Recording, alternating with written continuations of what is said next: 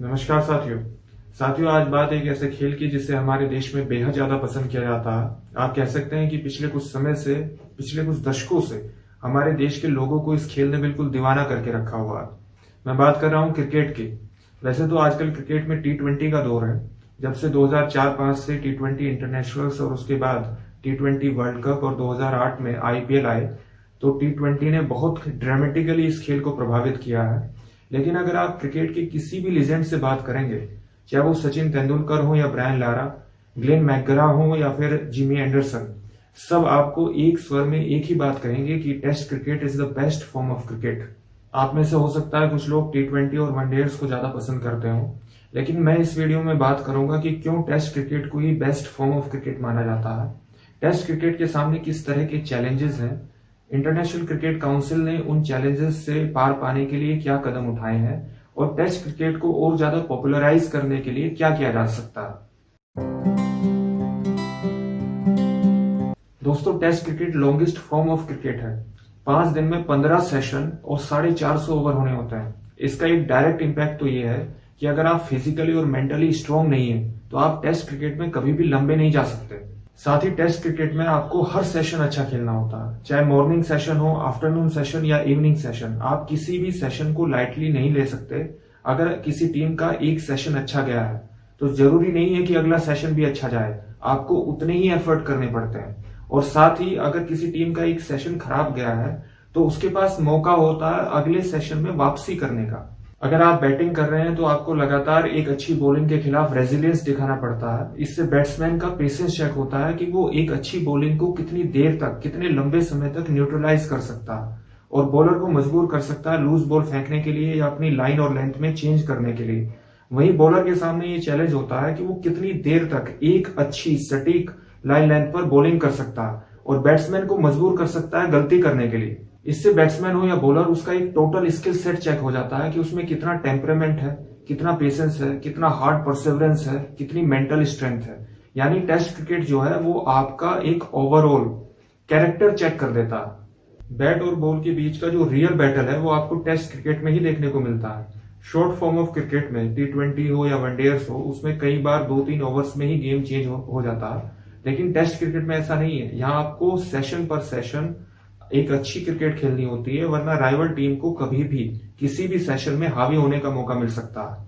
इसलिए test cricket की अवधि भले ही 5 दिन की हो, लेकिन आपको लगातार एक अच्छी क्रिकेट खेलनी होती है। टेस्ट क्रिकेट में एक बैट्समैन को टेक्निकली साउंड क्यों होना पड़ता है, इसे हम एक एग्जाम्पल से समझ सकते हैं। जैसे पृथ्वी शॉ ने जब भारत में अपना टेस्ट डेब्यू किया था तो उसकी पहली इनिंग में उन्होंने 100 किया था, और काफी एक्सपर्ट ने यह प्रेडिक्ट किया था कि भारत को शायद एक स्टार बल्लेबाज मिलने जा रहा है। लेकिन सब कॉन्टिनेंट के बैट्समैन टेक्निकली कितने साउंड है, उनका इस बात का पता सेना कंट्रीज में लगता है। सेना यानी साउथ अफ्रीका, इंग्लैंड, न्यूजीलैंड और ऑस्ट्रेलिया। इन कंट्रीज में बॉलर्स को मिलने वाले एक्स्ट्रा मूवमेंट और एक्स्ट्रा बाउंस की वजह से आपको एक बैट्समैन को टेक्निकली काफी एडजस्टमेंट करने पड़ते हैं। इसलिए सब कॉन्टिनेंट के प्लेयर्स का असली टेस्ट टेक्निकली इन्हीं कंट्रीज में होता है। अगर आप पृथ्वी शॉ के पहले टेस्ट मैच जो एडिलेड में खेला गया उसमें आउट होने के तरीके को देखें तो दोनों में लगभग सेम तरीका है। जिस समय वो बॉल खेल रहे हैं तो उनका पैर हवा में है, यानी जिस समय आपको बॉल प्ले करनी है आप बॉल खेलने की पोजीशन में ही नहीं आए, जिससे बैट और पैड के बीच एक एक्स्ट्रा गैप डेवलप हो जाता है, जिस वल्नरेबिलिटी का फायदा ऑस्ट्रेलियन बॉलर्स ने उठाया। सेना कंट्रीज की पिचेस पर एक बैट्समैन को टेक्निकली किस तरह से एडजस्टमेंट करना चाहिए, इसका परफेक्ट एग्जांपल अजिंक्य रहाणे ने मेलबर्न टेस्ट इनिंग में पेश किया। अगर आप अजिंक्य रहाणे की मेलबर्न टेस्ट इनिंग को एडिलेड टेस्ट इनिंग से कंपेयर करें तो एक कंसिडरेबल डिफरेंस नजर आता है। एडिलेड टेस्ट में उन्होंने बॉल को अपने नजदीक आने दिया और फ्रंट फुट का ज्यादा इस्तेमाल नहीं किया, लेकिन मेलबर्न टेस्ट में उन्होंने फ्रंट फुट का ऑलमोस्ट परफेक्टली यूज करते हुए बॉल को आगे की तरफ खेला, और इस एडजस्टमेंट का नतीजा रहा शानदार 100, जिसने भारत की जीत की फाउंडेशन तैयार कर दी।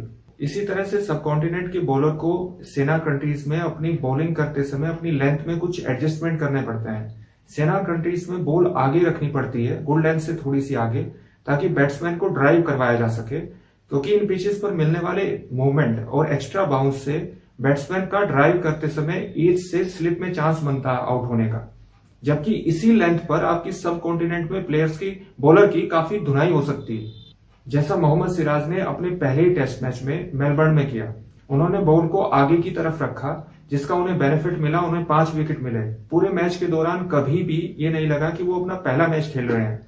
इसके लिए टीम मैनेजमेंट को और बॉलिंग कोच भरत अरुण को बधाई दी जानी चाहिए। कहने का मतलब यह है कि टेस्ट मैच ही है जो एक बैट्समैन हो, बॉलर हो, उनकी ओवरऑल टैलेंट, उनके एडजस्टमेंट कैपेबिलिटी, उनके टेम्परामेंट, उनके पेशेंस, इन सबको चेक करता है। इसलिए टेस्ट क्रिकेट को बेस्ट फॉर्म ऑफ क्रिकेट माना जाता है।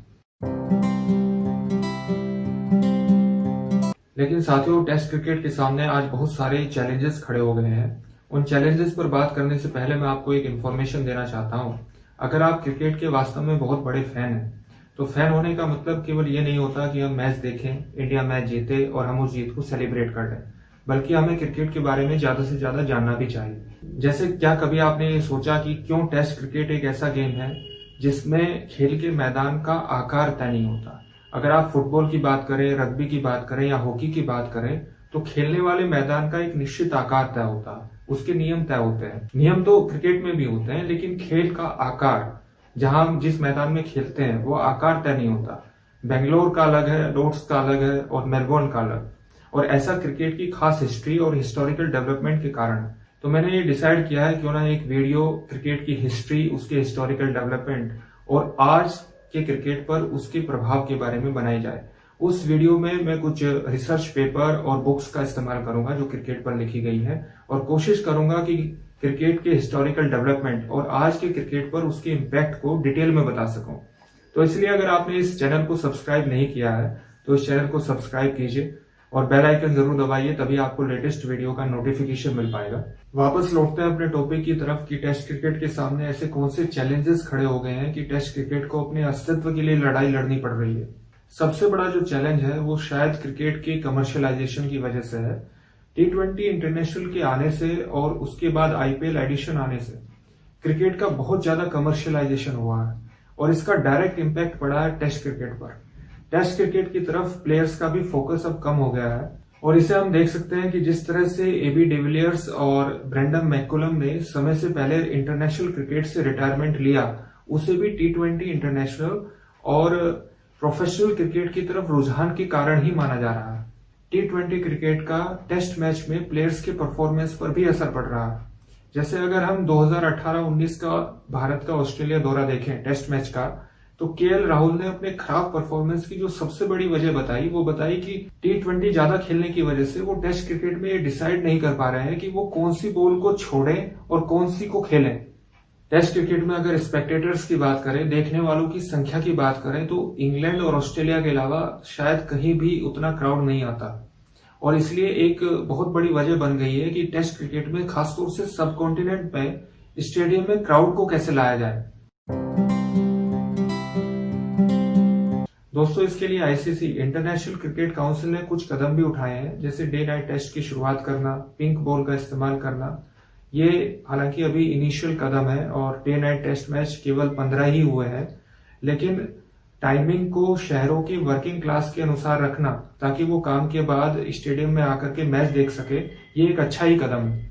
साथ ही पिंक बॉल से भी एक इंटरेस्ट बना है। पिंक बॉल की फ्लड लाइट्स में विजिबिलिटी ज्यादा अच्छी होती है। टेस्ट क्रिकेट को पॉपुलराइज करने के लिए कुछ एक कदम और उठाए जा सकते हैं, जैसे टेस्ट क्रिकेट के बारे में ज्यादा से ज्यादा अवेयरनेस क्रिएट करना। सब कॉन्टिनेंट में शायद हमने जितना क्रिकेट को देखा है, जितना हम जश्न मनाते हैं, हमने क्रिकेट को शायद उतना समझा नहीं है।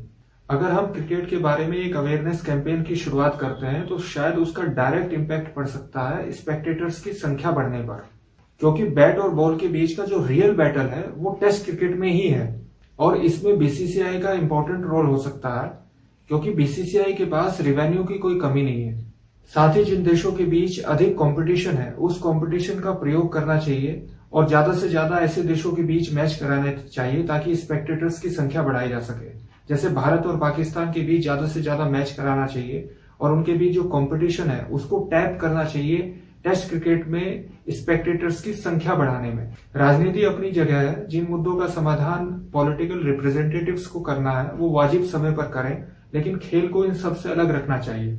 इंटरनेशनल क्रिकेट काउंसिल और बड़े क्रिकेट बोर्ड जैसे BCCI, क्रिकेट ऑस्ट्रेलिया, और ECB England and Wales cricket board, इन सभी को अलग अलग कॉन्टिनेंट में क्रिकेट को और अधिक पॉपुलराइज करने के प्रयास करने चाहिए। हाल ही में अमेरिका, चीन, नेपाल और इवन जर्मनी जैसे देशों में क्रिकेट की पॉपुलैरिटी बढ़ी है। हालांकि उसका कारण T20 है, लेकिन इसका प्रयोग करना चाहिए इन देशों में क्रिकेट का दायरा फैलाने में। अगर हम फुटबॉल को देखें तो फुटबॉल लगभग 170 देशों में पॉपुलर है, जबकि क्रिकेट केवल 17 देशों में। इसलिए क्रिकेट को पॉपुलराइज करने के अधिक से अधिक प्रयास करने चाहिए। एक बार क्रिकेट को T20 के माध्यम से अलग अलग देशों में पॉपुलराइज करके और इसके फुटप्रिंट बढ़ा करके टेस्ट क्रिकेट की तरफ रुझान पैदा किया जा सकता है। साथियों, अगर इन सभी तरीकों पर इंटरनेशनल क्रिकेट काउंसिल और अलग अलग बोर्ड विचार करें और इन्हें इम्प्लीमेंट करने का प्रयास करें, तो न केवल हम टेस्ट क्रिकेट का अस्तित्व बचाने में कामयाब होंगे, बल्कि उसको और ज्यादा आगे बढ़ाने में भी कामयाब हो सकेंगे।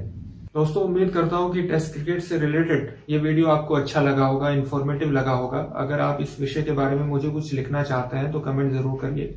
साथ ही इस वीडियो को ज्यादा से ज्यादा शेयर कीजिए और इस चैनल को सब्सक्राइब कीजिए। बेल आइकन जरूर दबाइएगा, क्योंकि तभी आपको मेरी लेटेस्ट वीडियो का नोटिफिकेशन मिल पाएगा। जल्दी ही मिलते हैं एक नई वीडियो के साथ। बहुत बहुत धन्यवाद।